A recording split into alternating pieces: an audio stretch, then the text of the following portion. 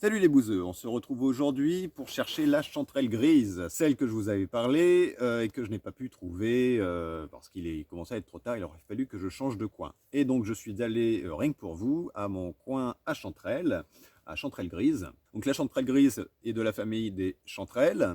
Comme son nom ne l'indique pas, la chanterelle grise est marron, ce qui la rend quand même assez difficile pour la trouver, hein, vu que elle est de la même couleur que les feuilles. Donc elle n'est pas forcément très conseillée pour les débutants, hein, parce qu'il faut prendre du temps, il faut bien chercher, il faut bien regarder.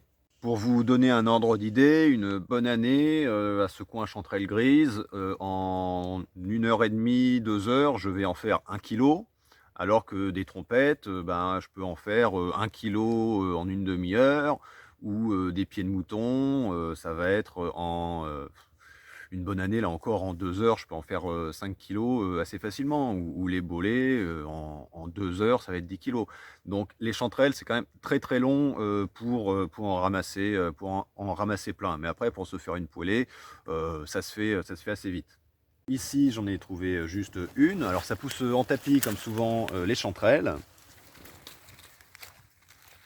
Vous la voyez ici, donc déjà on voit la couleur, on voit qu'elle est un peu renfoncée ici, hein, il y a un petit creux.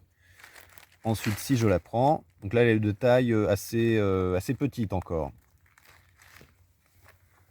Et donc si on la prend, on peut voir en dessous, comme pour la girole et l'ensemble des chanterelles, il y a des lamelles qui sont faites, des fausses lamelles. Je m'étais trompé dans la première vidéo et ça a été relevé dans les commentaires. Ce sont donc des fausses lamelles qui forment ici des plis, hein,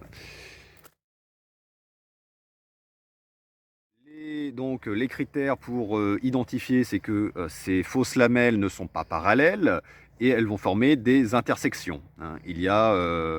Elles se divisent. Ça, c'est le premier critère pour identifier la chanterelle. Et le deuxième critère, pour l'ensemble des chanterelles, et en particulier ici la chanterelle grise, euh, le deuxième critère, c'est que ces fausses lamelles vont se fondre tout doucement dans le pied, alors que pour des russules, par exemple, ou des amanites, il y aura une rupture nette entre les lamelles, pour l'amanite, par exemple, et le pied. Alors que là, ça va se fondre tout doucement dans le pied.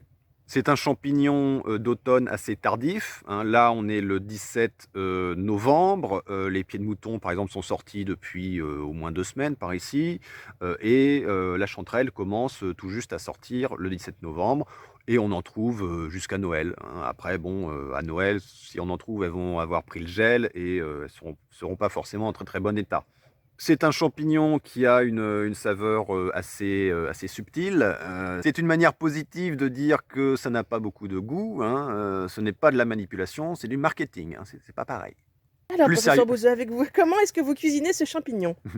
vous pouvez les cuisiner tout simplement, bon, en omelette. Je trouve qu'il en faut vraiment beaucoup, parce que sinon le goût se perd un peu dans l'omelette.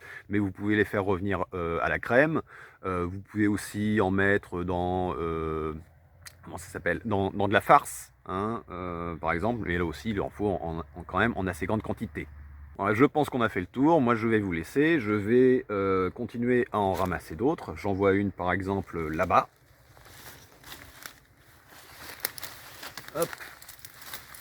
Si elle est un peu plus grosse, elle est au pied de cet arbre, un peu abîmée. Et là encore, on est sûr que c'est une chanterelle grise, hein, les lamelles qui se divisent et qui se fondent tout doucement dans le pied. Ah, donc je la ramasse, j'enlève avec les doigts tout simplement le pied qui est terreux, et je n'ai plus qu'à les mettre dans le panier, à rentrer chez moi et à les cuisiner. Il n'y a pas grand chose à nettoyer en général, ce sont des champignons qui sont assez propres, à part quand ils poussent dans des terres sableuses.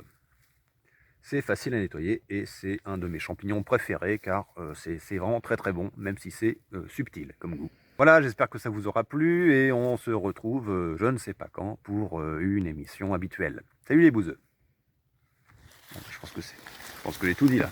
Ah, c'était parfait. C'était merveilleux, comme toujours.